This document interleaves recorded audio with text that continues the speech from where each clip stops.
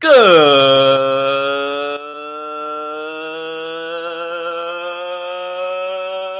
morning, everyone, and welcome into Wake and Take. It's your boy Jason, and we've got some football to talk about today. And ladies and gentlemen, today's a very special episode. For those of you that are not in the know, a couple months ago now, guys, I was before the NFL draft. I think that we started this thing, or at least started, the brainstorming of it. We've done a 32 team league startup draft, Dynasty startup, 32 teams with the audience here at Wake and Take. It's the Wake and Take Invitational. It's filled up, obviously, all that stuff. We finished the draft this weekend. We finished it. So it's time to go ahead and look into it. And guys, just because this is a 32-team startup doesn't mean that it has nothing to do with the leagues you're in. There's still tons of stuff to take away. Plus, it's interesting. I mean, how many of us have been able to look at what a 32-team startup looked like? Also just get my thoughts on what to do in startups and everything. So it's going to be a great show. I'm super excited to dive into this thing, give you guys some thoughts on how best to do startup drafts, some of my favorite values and picks from this draft, as well as why I'm going to win the league. It's going to be fun. It's incredible. It really, really was just such a good draft with great people in it. So yeah, I'm just excited to look into it. So why don't we go ahead and get right on into it? Take out your coffee, sit back, relax, and enjoy the show.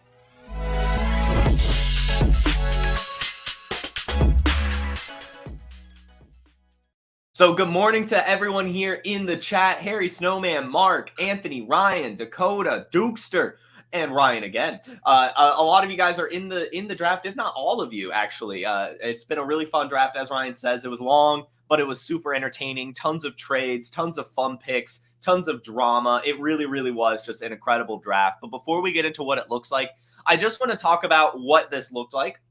And kind of some of the ins and outs of this Wake and Take Invitational League. So again, it's a 32-team league. We went with full PPR with a super tight end premium, so an extra PPR for tight ends, with a super flex, but no quarterback position. So the rosters are 1 running back, 2 wide receiver, 2 flex, and one super flex. It might be 3 flex. But it is the 1 running back, 2 wide receiver, 2 flex, 1 super flex, making it, both the tight ends and the quarterbacks, they have a ton of premium. So with quarterbacks, it's 6-point passing, and it's actually a point for every 10 passing yards, just like it is rushing and receiving. So you get a ton of points from your quarterback. I did that to, put a premium on a quarterback. There's 32 teams, and while quarterback isn't necessary for your roster, it certainly can help. And so I was hoping everyone would get 1 quarterback, even with it just being a super flex. But then also in 32-team leagues, it's important to not have a mandatory quarterback position or even a mandatory tight end position, because there's not really 32 good ones. And especially it's hard, like if there were only 32 of them, it's going to be hard for all 32 to only have 1. So I made it a super flex. And I didn't make a tight end mandatory. I just made them possible to go into the flex with a super premium. So that was kind of the premise of this thing. And then my favorite strategy when doing a startup in general is to split it into 2 parts. I see a lot of people do snake drafts for their startups, which is fine. I don't hate doing a snake draft for startups, but I don't think that's the best way to do it. I think the best way to do it is to start your startup with an auction draft, whether it only be a round, 2 rounds, 3 rounds, 4 rounds, whatever. And then do a snake draft based on the remaining auction budget, where whoever has the most remaining money gets the first pick in the snake draft, so on and so forth. The reason I like to do this is because then the people kind of get to, choose who to build their dynasty team around. We're starting a new dynasty league here, and to get a random draft order, it prices you out of some of your favorite players. Like if you wanted Josh Allen in a super flex startup and you got the 112, you're fucked. But if you do an auction draft, then you're good to go. You can decide how much of your auction you want to use on some of these studs. So that's generally every startup I've ever done. I like to start with an auction. I did it with the Trade Gods Listener League last year as well. We did a few rounds of auction before going into the snake. And I just think it makes it a more balanced experience, but a more fun experience as well, as you really do get complete control over how your team build goes. So with that being said, that's how I like to do my startups. And I think it worked really well. Again, we had 32 teams for this bad boy. And actually, I don't think we had any hiccups. I think towards the end of the draft, we did. I did institute a 2 quarterback maximum rule just to make sure everyone got one and that people didn't start hoarding backup quarterbacks. This did lead to people like towards the end of the draft just taking a swing on their 3rd quarterback. And I had to remind everyone. But other than that, no hiccups, an incredible draft. So why don't we go ahead and look right on into this thing? Again, 32 team startup draft. 1 running back, 2 wide receiver, 2 flex, 1 super flex, with some super tight end premium and passer premium stuff going on here. So I'll go ahead and share my screen. This is the auction portion. So this is what happened in the auction portion of this draft. Let's see, I'm gonna do this share screen. So yeah. The first person, so I had a little bit of a hand on the scale thing here. I did, of course, randomize the order for the auction draft, but since it was the Wake and Take Invitational, I just wanted to start the bad boy. So I made myself first on the nomination and did nominate CJ Stroud as the first guy to be nominated in our auction draft. That's because, as you guys know, I am a huge CJ Stroud fan. I am a massive CJ Stroud fan. I do have him coined as my Dynasty quarterback 1 right now. But also, especially, it was just a fun one. I wanted to see what he would go for. This was right at, it was right after the draft. So CJ Stroud, of course, has all the hype from last year and all this stuff. So I just thought it'd be a fun way to start the draft. Our budget was $250, and I did secure my CJ Stroud. I wanted to make sure I got him. I spent $214 of that $250 on CJ Stroud. One thing to note is that we did do 2 rounds of auction. It says 4 because I did allow allow teams to draft up to 4 players. And that would also affect the snake order. Like if you had less players and the same amount of budget remaining as someone, you would get to pick before them, so on and so forth. But either way, CJ Stroud kind of set the tone for the entire draft. Quarterbacks, for the most part, we're going to go for about $200. Now, I don't remember the nomination order from here on out. I just remember CJ Stroud started that thing and I got him. Otherwise, it's pretty much just team by team as we look at this thing. So we can do that. If it'll let me go to the side at all. It will not let me scroll to the side. Hold on. Am I stupid? Guys, I think I'm stupid. Hold on. I might have to zoom out and then do it again. Where's the scroller? Okay, well, there's no scrolling for some reason. So if anyone works at Sleeper and is watching this, please enable a scrolling function so we can look at this easier. I don't want to have to zoom out all the way. I'll pull it up on my phone and talk, I guess. But yeah, so this is the auction draft part of the thing. Some standouts that I noticed, since we can't scroll through, it'll make it easier if I just talk about some standouts while you kind of look at this. God, I wish I could show the whole board. This is ridiculous. I will tweet out the whole board for sure because I can just share it. But as you can kind of make it out, no, because my logo's in the way. Come on, Sleeper. What is this? Christian McCaffrey and Kenneth Walker is the last 2 for Tika. That is Anthony in our chat, so shout out to him. Oh, arrow keys. That's smart. Hold on. I was sitting here trying to scroll with my mouse. I was like clicking and dragging arrow keys. Oh boy. Oh boy.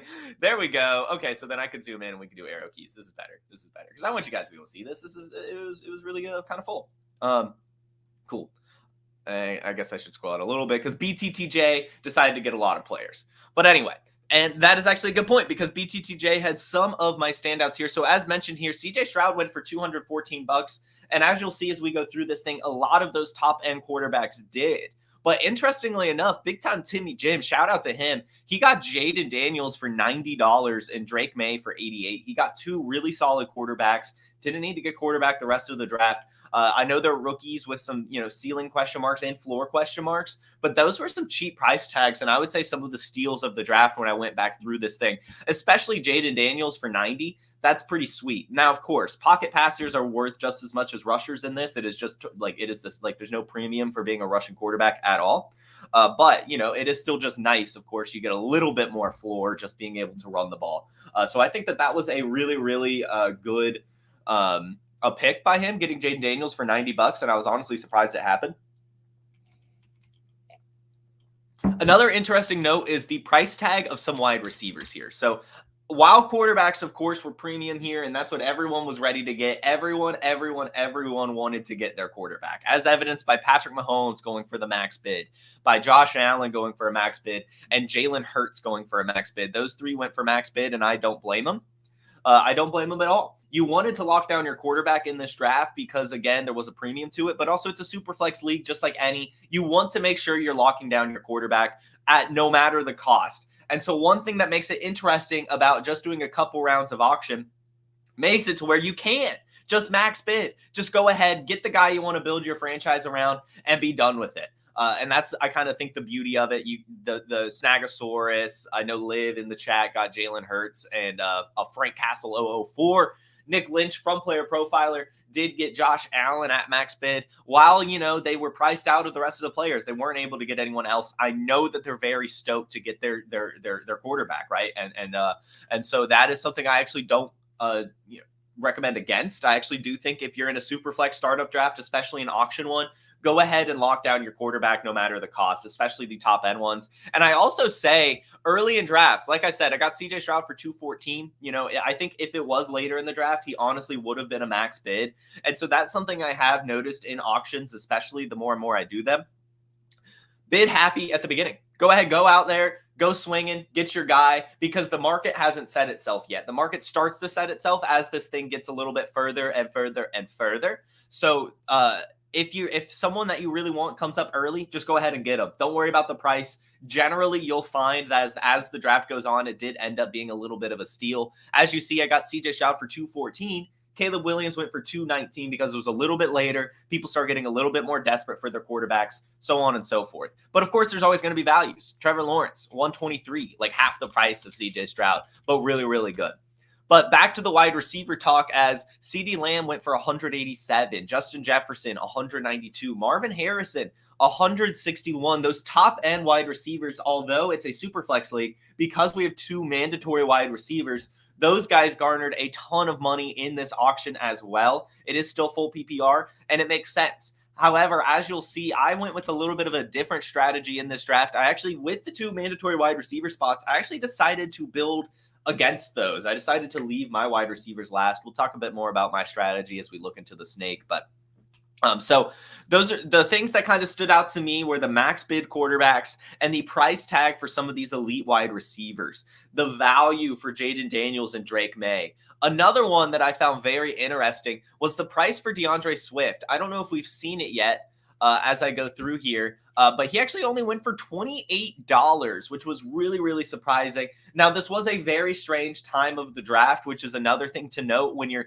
in kind of the end of the draft. Some people are saving their money because there's a certain player that they want that they think might get nominated. In this case, I would have bid on DeAndre Swift, but Kenneth Walker was still available. And I thought that I would be able to get Kenneth Walker, and actually just didn't bid. And that enabled Bad Cats for Real to get a really, really good price on DeAndre Swift, because as you'll see, actually, Kamani Vidal went for more than DeAndre Swift at $42 in this thing. So there's going to be just kind of interesting pockets in auction drafts that I kind of just want to hit on at the beginning. Go ahead and just come out swinging. The market hasn't set itself yet. You're more than likely going to get a value, but also somewhere towards the end, not the end, but like 15 spots towards the end, people start saving their money for their last guy. And some guys will come through that people are a little less sure of, that they'll actually just not even bid, even if it's a good price, like we saw with the DeAndre Swift for $28. So when you're in those auctions, think about those two pockets in time. At the very beginning and somewhere towards the middle of the end, usually there's going to be some values there, as people have spent money and some people are saving money. Another great deal in this draft was Nico Collins for $56 and Luke McCaffrey for $14. Some of the interesting players in this were, Luke McCaffrey and Kamani Vidal, as they're, cheaper assets, but they still got nominated in the auction. And I assumed that was just a reason of just seeing what would happen. Would they go for a lot? Would they go for little? In the case of Kamani Vidal, they actually went for a lot. Luke McCaffrey, not too much. And I just think that's interesting because it kind of shows that even if a player is fringe in an auction draft, people don't really care about their money. They just want to lock down players. And so the fact that Kamani Vidal became available, someone wanted him and actually spent more money on Vidal than they did for than they would have for DeAndre Swift. And that's the beauty of an auction draft again, and why I started with an auction draft. It's the best way to build the team how you want in a dynasty startup. So I'll go ahead and scroll backwards through this as we reach the end as I was scrolling. But another team I wanted to shout out was Matty Kiwoom, as he got both Christian Watson and Jordan Love. I think that's an incredible start, especially if Christian Watson pans out. I was a little jealous of that. I'll just keep talking. Texas Playa. Get anyone that really got 3 starters. So Texas Playa, All City, Son Asunder, Noobs World Order, Harry Snowman, Matthew Petrus, Alexa Chris, Viagra Pusher, and I guess arguably BTTJ, even if only 2 of them were technically starters, with 2 quarterbacks. Anyone that was able to actually come away with 3 players from this draft, I think did a really good job.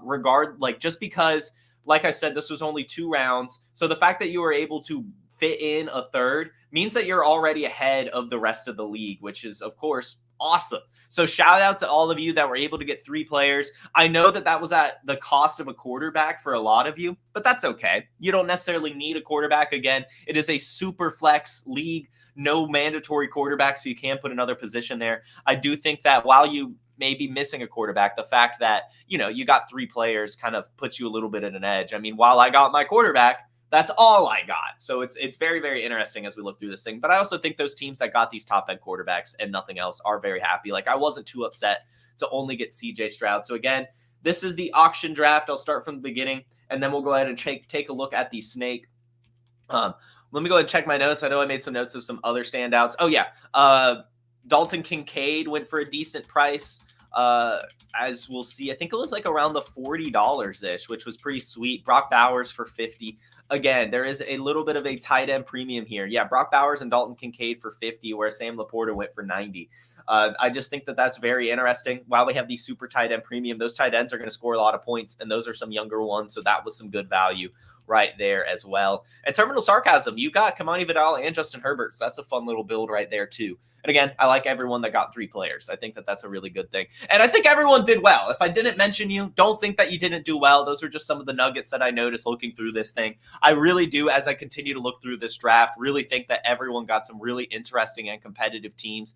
And I'm very excited to see how this goes. Now, I need to figure out my camera before we look into the second part. So I'm just going to real quickly play a little bit of an ad break here. So why don't we hear about the FFPC? Hey, why do we partner with the FFPC? Because they have the widest variety of fantasy football formats, and it's the easiest place to find all types of fantasy football contests in the world. What if you want to play for high stakes? Well, they have a $6 million prize pool with their Fantasy Players Championship. They also have way too early best ball leagues that start in February and Dynasty leagues. They have the closest thing to a liquid market for orphans that there is in all of Dynasty. And the FFPC has sponsored us for half a decade because we are actually delivering information that can help fantasy gamers, and they're generating so much interest and bringing in so many new users, casual users even. The FFPC creates a unique experience where you can both compete against the best and make money. Use promo code UNDERWORLD to get $25 off your first team. $25 off your first team at the FFPC with promo code UNDERWORLD. Go get it! Go sign up for the FFPC. We're talking about startups here. They have tons of startups going on at the FFPC right now.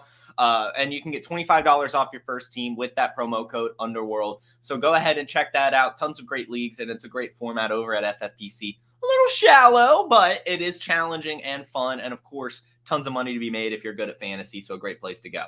So that was the auction portion of the startup. Let's go ahead and take a look at how the snake went. So again, after the auction, what did we do? We did a snake draft based on the remaining budget. So Sniper 688 had the most amount of money left, and so he got the first pick in the snake. And believe it or not, while there were still some quarterbacks on the board, Sniper decided to go with Brian Thomas Jr., as he already had Trevor Lawrence. He went for a fun little stack there.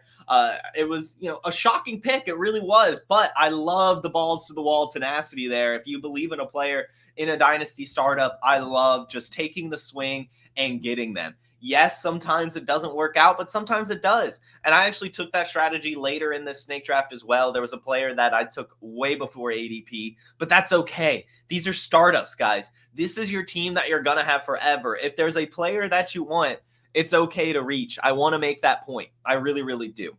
So as you'll see, even though we did an auction draft and quarterback was the most premium position of this league, some quarterbacks didn't go through the auction, which was very, very interesting. So Dill Bennett gets a really good pick, and J.J. McCarthy, SPF's, really anyone that got a quarterback, I'll just go ahead and say congratulations, right? J.J. McCarthy, Matthew Stafford, Aaron Rodgers, Will Levis, Bryce Young, Bo Nix, even Gardner Minshew. Just an incredible, getting a starting quarterback in this thing is nothing to scoff at. Michael Penix, Daniel Jones, Derek Carr, all of those quarterbacks. Justin Fields, even arguably, all of those quarterbacks went in the snake draft. And so essentially for free to a team that maybe didn't get a quarterback in the auction portion. Worked really, really well for them.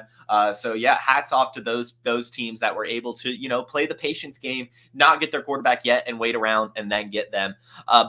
So as mentioned, Brock Bowers was auction drafted. Sam Laporta was auction drafted. Brock Bowers was auction drafted, but not Trey McBride. And Trey McBride goes third in our snake because, as mentioned, there is a super tight end premium and Big Country has Kyler Murray. So he gets a little bit of a stack there, gets to build around his team. Some more quarterbacks go, and then Kyle Pitts goes to eventually me. I did trade for him, but it was actually the FF Prez that traded for Kyle Pitts. Traded up for Kyle Pitts from Texas Playa. And that was very upsetting because I picked soon-ish. I actually picked after Matty Kiwoom, and Kyle Pitts was locked up. You could actually see in the auction draft when I started sharing my screen, I had Kyle Pitts queued because I had the final nomination. But I think I ended up just going with a quarterback instead to kind of ease the pain. But yeah, I wanted to get Kyle Pitts nominated, and then drafted. Instead, I ended up with Mark Andrews, who I added to get Kyle Pitts because my strategy for this was to actually build my team outside in.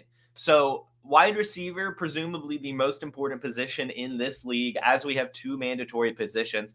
I took the opposite approach. I wanted to lock down my quarterback as they score the most points. And then I wanted to lock down my tight end as they have the potential to score the second most amount of points if they're a very, very good one.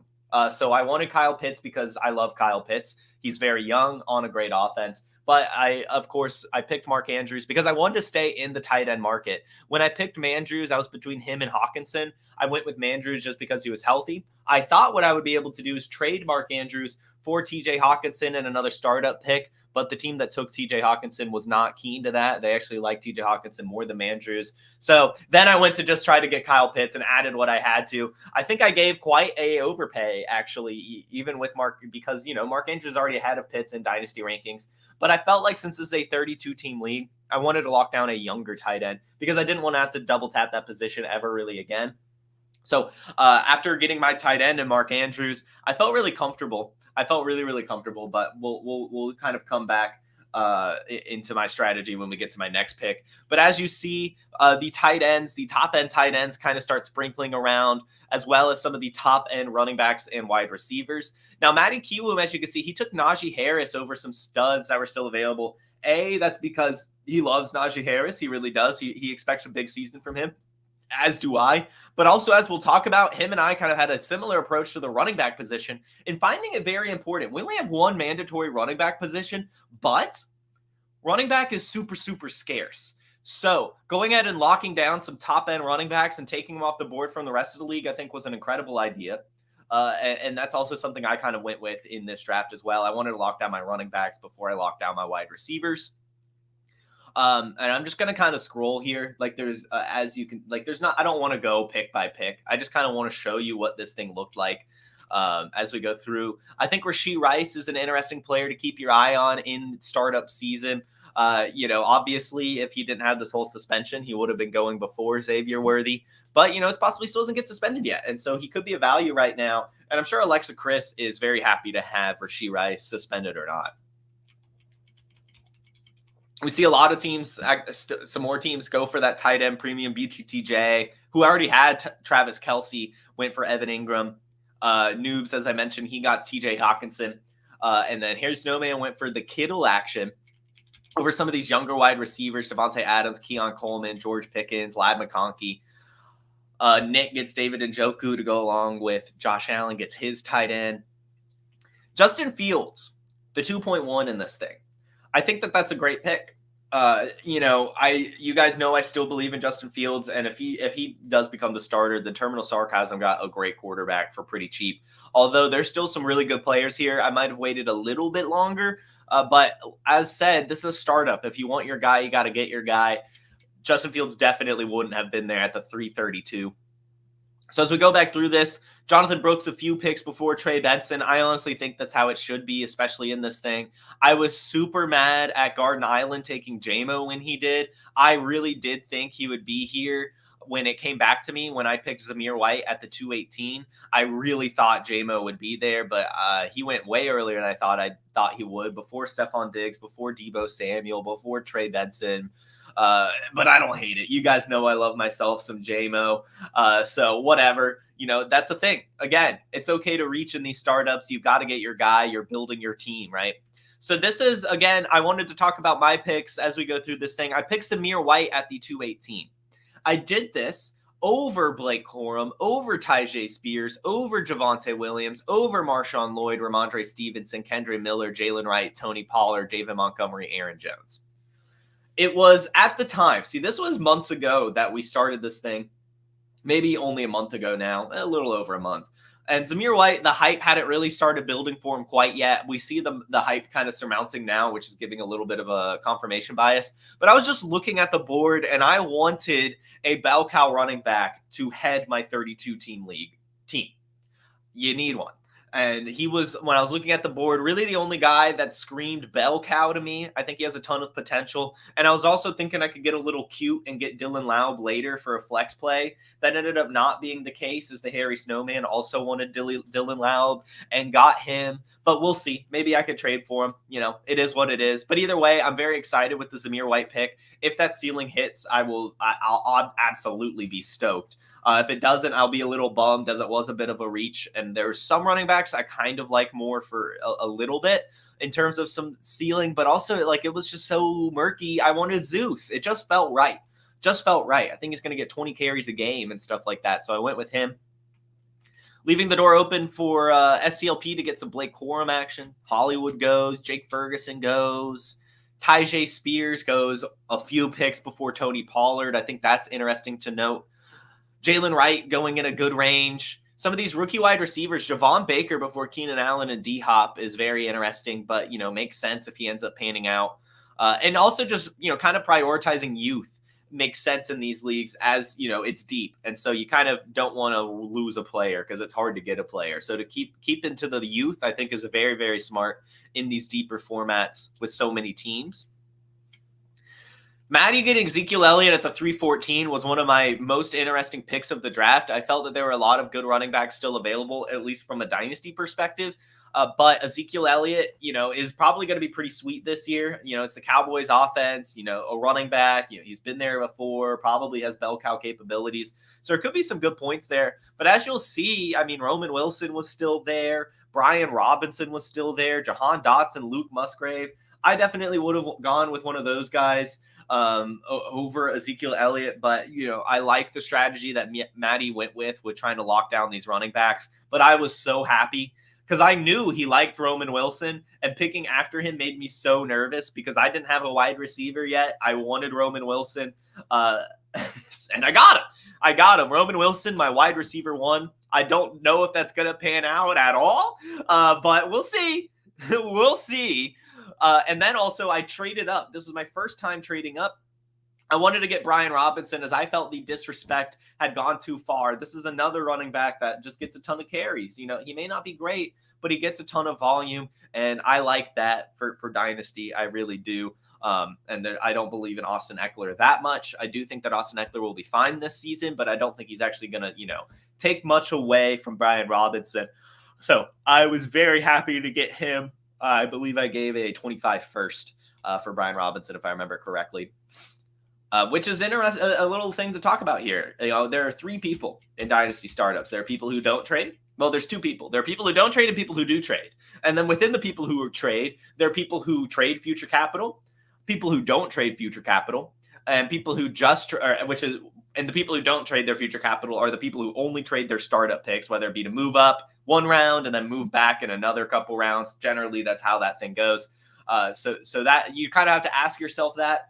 I did at that point in time not really want to trade up at all, and I kind of just wanted to keep my picks. But Brian Robinson was just staring me in the face, and I wanted him. So actually, you could see who I picked by highlighting my name. How cool is that?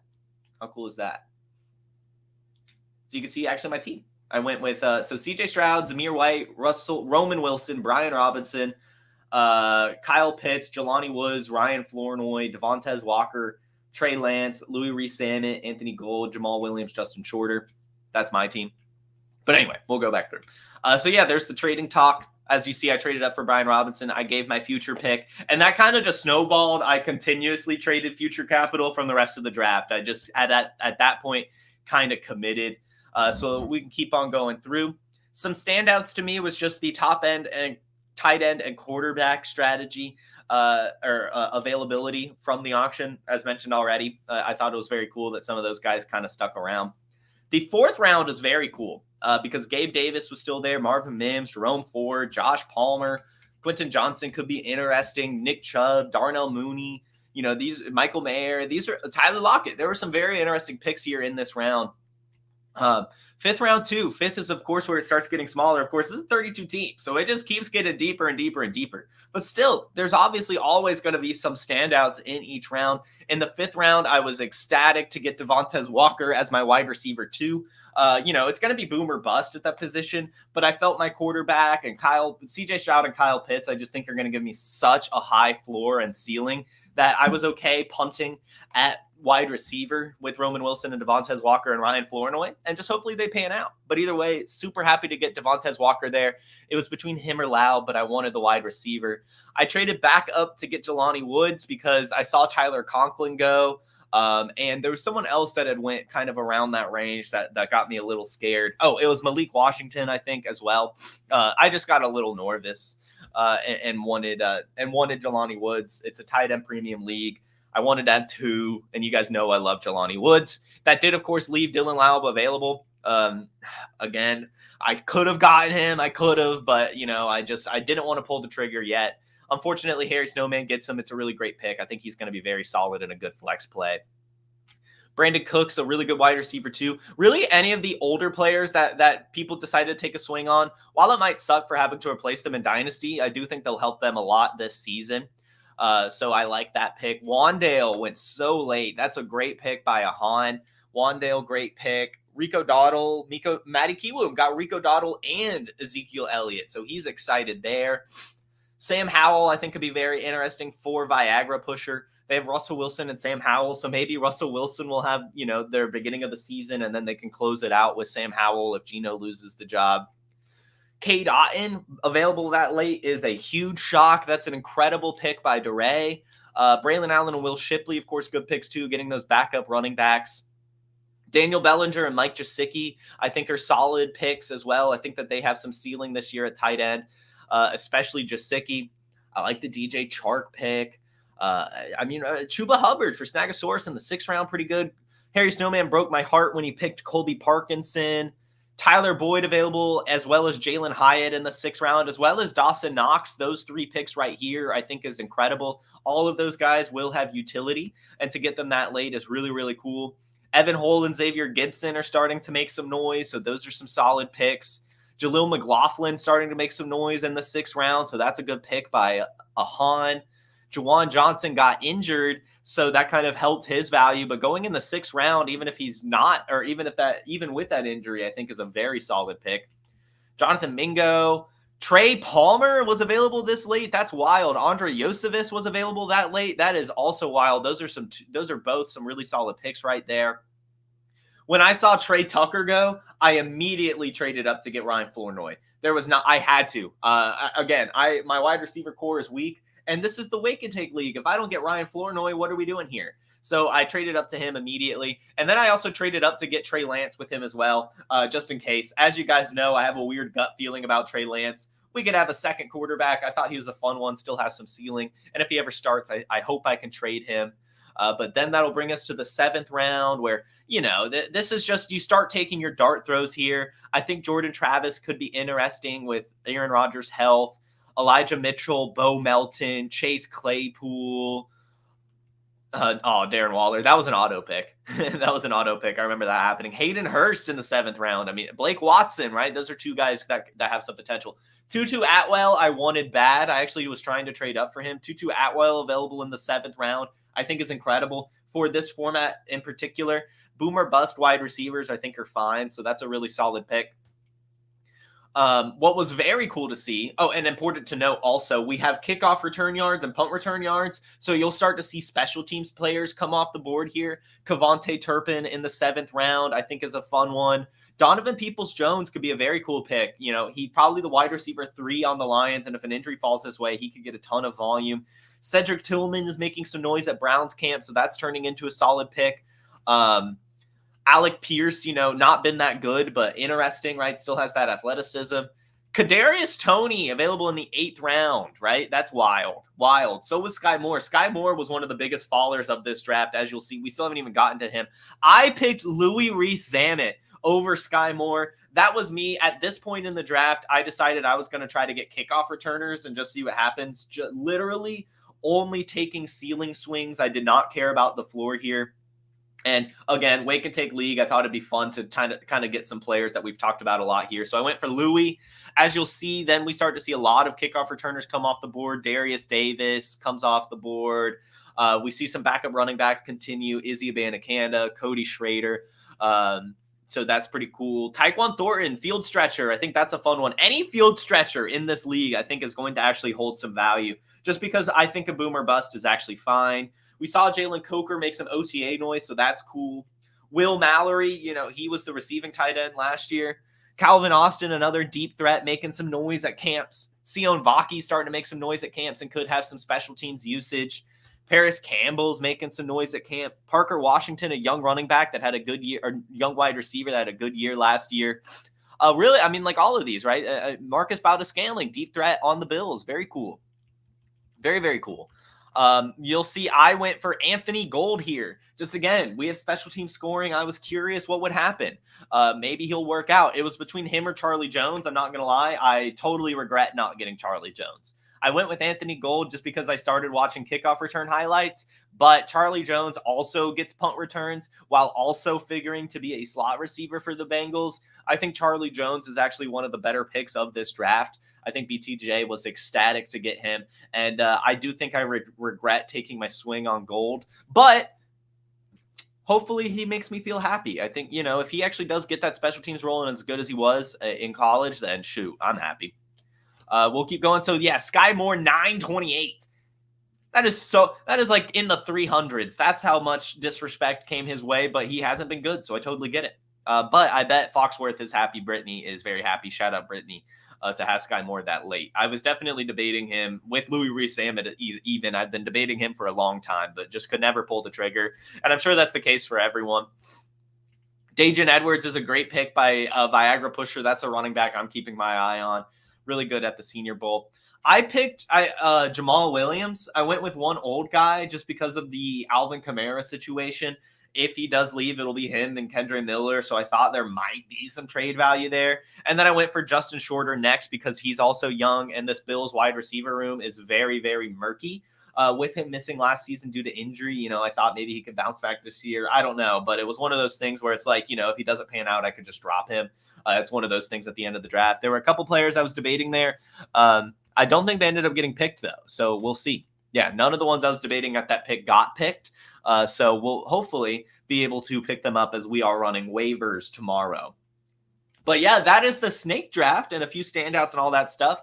Again, we started with an auction, then went with a snake. I think that's the best way to do a startup. And I just want to say to everyone, thank you so much for doing the draft and being a part of the league. I think it's a very fun one. I'm very excited to see how it goes this season. I think it's going to be good. I think that we've got a great bunch of people. I think that we've had very little, mishaps.